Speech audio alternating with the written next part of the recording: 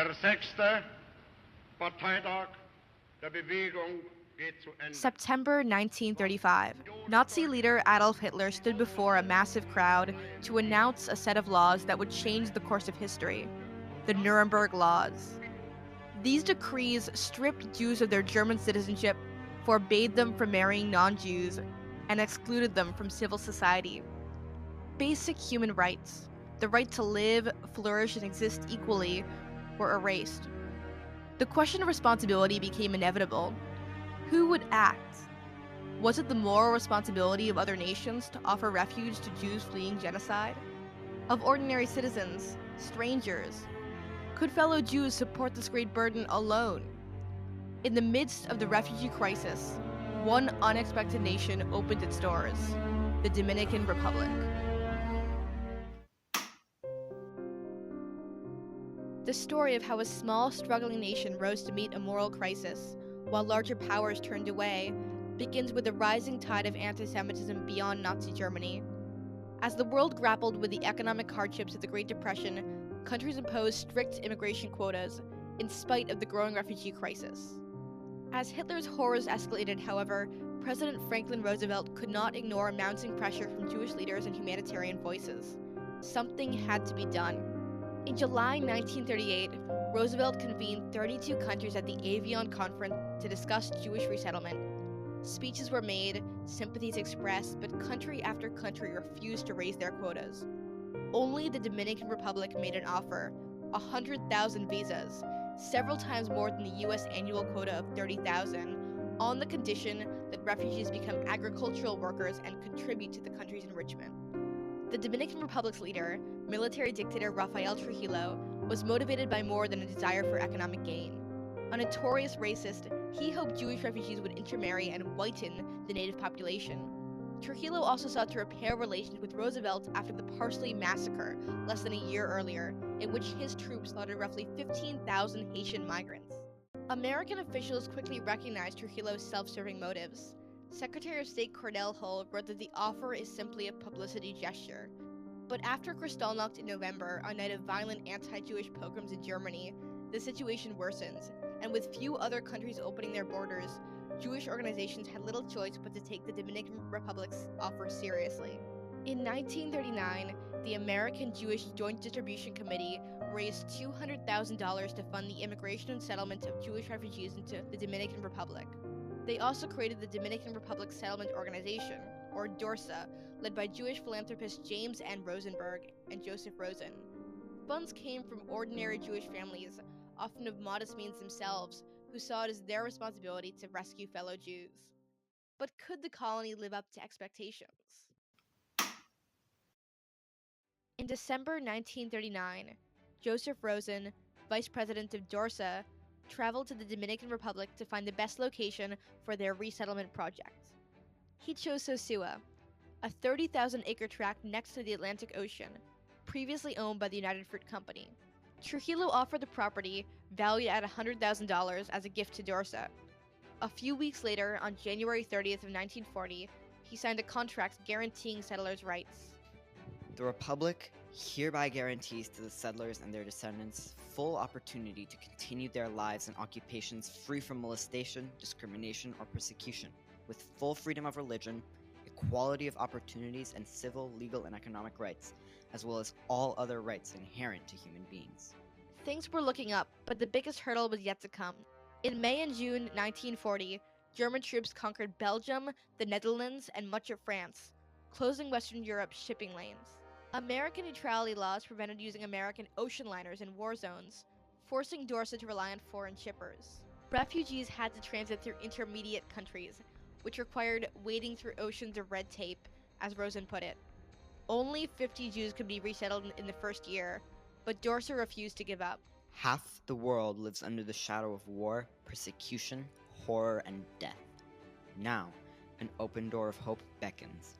We dare not falter. We must and will succeed. Rosenberg, 1940.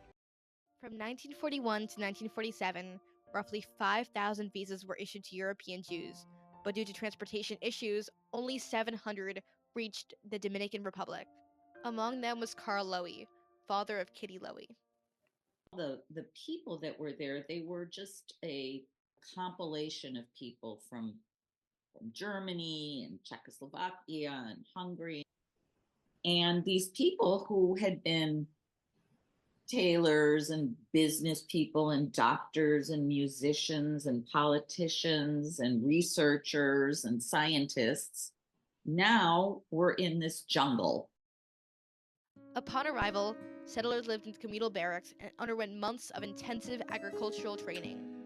Dorsa brought in experts from kibbutzim in Palestine to provide guidance.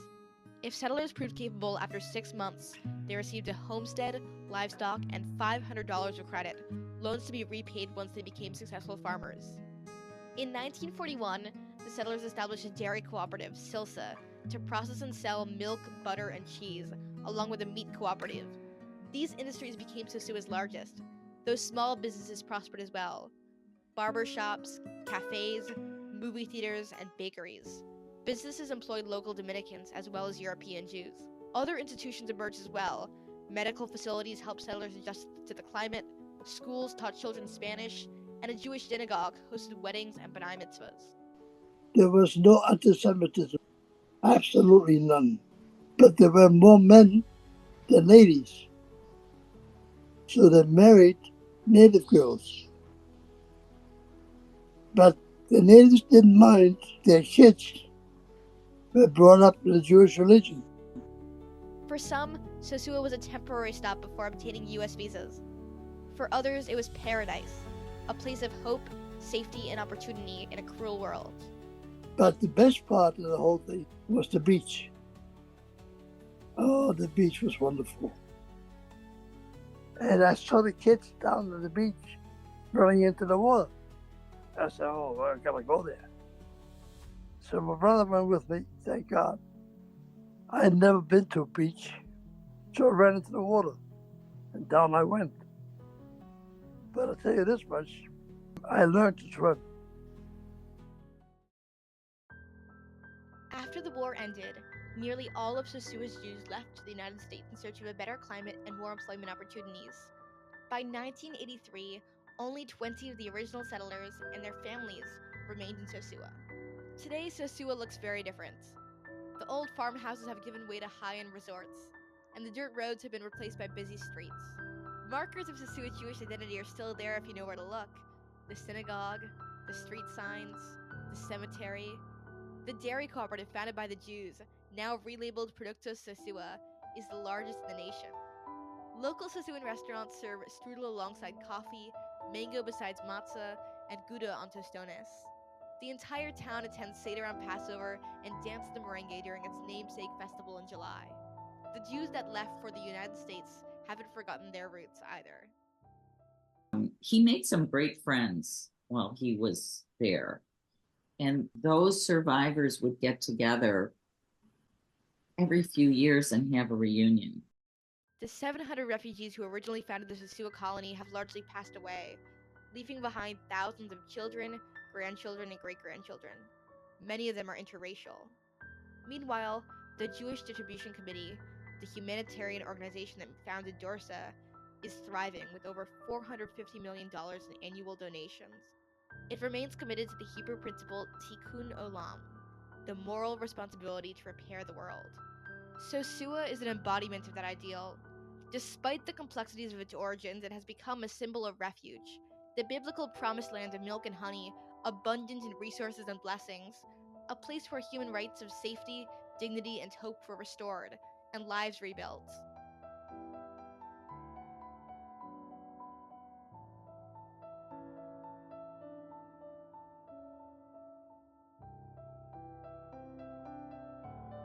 On January 20th, 2025, President Donald Trump signed an executive order indefinitely halting the entry of refugees into the United States. Now, nearly a century after Nuremberg, for the millions fleeing war, violence, and persecution, the same questions return. Which countries will offer refuge? Which will defend, protect, and enforce human rights? If not us, then who? If not here, then where? To what other lands, flowing with milk and honey?